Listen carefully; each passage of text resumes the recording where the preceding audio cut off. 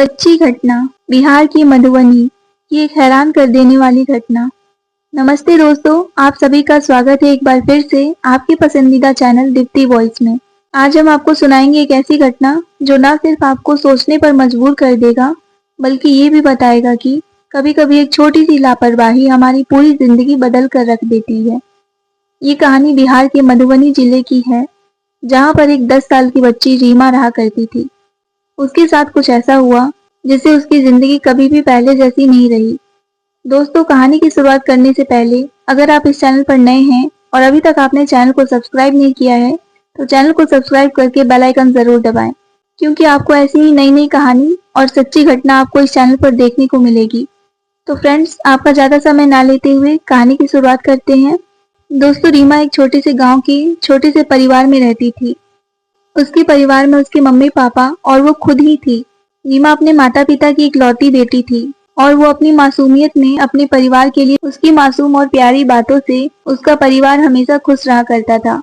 रीमा अपने mummy papa की हर छोटी बड़ी बात मानती थी, क्योंकि वो उन्हें अपना आदर्श मानती थी। रीमा के पापा उसे हमेशा समझाते रहते थे कि बाहर की दुनिया बहुत खतरनाक हो सकती है और हमें अपने परिवार के आसपास ही सुरक्षित रहना चाहिए।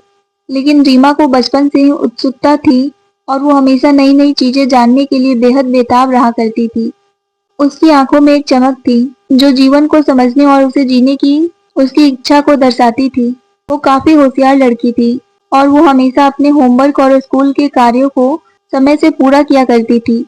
एक दिन जब स्कूल में गर्मी की छुट्टी शुरू हुई, रीमा बहुत खुश थी, क्योंकि अब उसे कुछ दिन अपने परिवार के साथ आराम से बिताने को मिलेगा। लेकिन इस बार रीमा के दिल में एक विचार था कि इस बार की छुट्टियों में वो कुछ अलग करेगी। वो बहुत समय से सोच रही थी कि वो अपने होमवर्क को करते हुए बाहर घूमेगी और देखेगी कि लोग कैसे अपना समय बिताते हैं, कैसे काम करते हैं और क्या कुछ नया हो रहा है। गर्मी की छुट्टियां और वो खतरनाक दिन। गर्मी की छुट्टियां आईं और रीमा अपने परिवार के साथ समय बिताने की प्लान बना रही थी।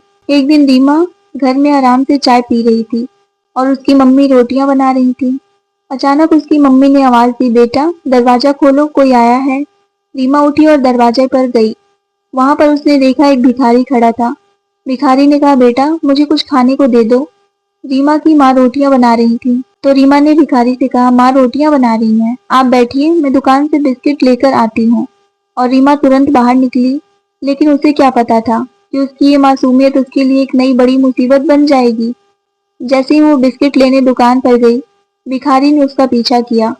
रीमा दुकान से बिस्किट लेकर लौट ही रही थी कि अचानक भिखारी ने उसके मुंह पर एक रुमाल रख दिया। रीमा की आंखों के सामने अंधेरा छा गया और वो बेहोश हो गई।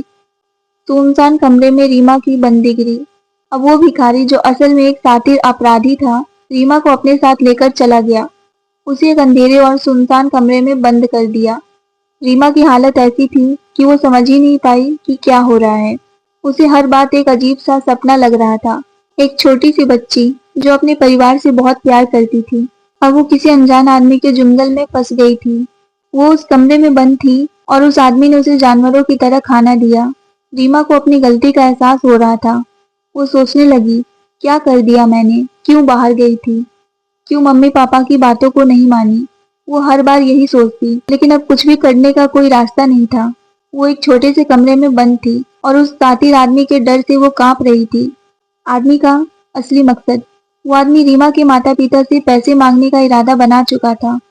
वो जानता था कि अगर रीमा के माता पिता को उसकी जानकारी मिल जाएगी, तो वो किसी भी कीमत पर उसे बचाने के लिए सब कुछ करेंगे। इसीलिए उसने रीमा के माता पिता का नंबर पूछा। रीमा को लगा कि अगर वो अपने माता पिता से बात कर सकती है, तो शायद वो उसे बचा सकेगी। उसने अपने माता पिता का नंबर बताया और जब उस आदमी ने फोन किया, तो रीमा के माता पिता के होश ही उड़ गए। उस आदमी ने कहा, मुझे 5 लाख रुपए चाहिए, अगर पैसे नहीं मिले तो मैं आपकी बेटी को मार दूंगा।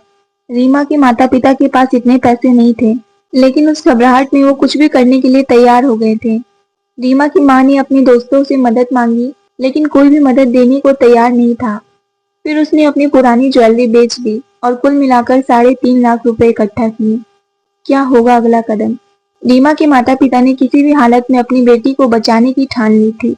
उन्होंने उस आदमी से संपर्क किया और कहा, हमारे पास 3.5 लाख रुपए हैं, आप हमारी बेटी को छोड़ दो, बाकी पैसे बाद में दे देंगे। वो आदमी पैसे लेने के लिए उन्हें बुला लिया।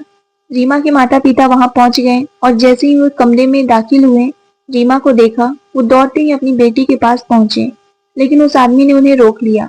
उसने कहा, पहले पैसे दे दो, फिर अपनी बेटी से मिलो। रीमा के पिता ने कहा, पहले मुझे अपनी बेटी दिखाओ, फिर मैं पैसे दूंगा। उस आदमी ने फिर से रीमा को दिखाया और जैसे ही रीमा अपने माता पिता के पास गई, पुलिस ने मौके पर आकर उस आदमी को गिरफ्तार कर लिया। पुलिस की मदद और सच्चाई का खुलासा। पुलिस ने उस आदमी से पूछताछ की और आखिरकार उसने सब कुछ सच सच बता दिया। उसने बताया कि उसके पिता की तबीयत बहुत खराब थी और उन्हें ऑपरेशन के लिए पैसे की सख्त जरूरत थी। इस वजह से उसने ये कदम उठाया। पुलिस को तो पहले उसकी बातों पर विश्वास नहीं हुआ, लेकिन जब वो आदमी अपने पिता को अस्पताल लेकर गया तो पुलिस ने देखा कि वो सच में परेशान था। हालांकि पुलिस ने उसे समझाया कि वो जो कर रहा था वो गलत था और इस तरह से कोई भी समस्या का हल नहीं हो सकती। दोस्तों, इस कहानी से हमें ये सीखने को मिलता है, कभी भी किसी समस्या का समाधान गलत रास्ते से नहीं होता। हमें अपनी गलतियों से सीखने की जरूरत होती है। रीमा की मासूमियत और उसके माता पिता के प्यार ने हमें ये सिखाया कि बच्चों को हमेशा सचेत और जागरूक रहना चाहिए। यही नहीं, हमें किसी की मदद करने से पीछे नहीं हटना चाहिए।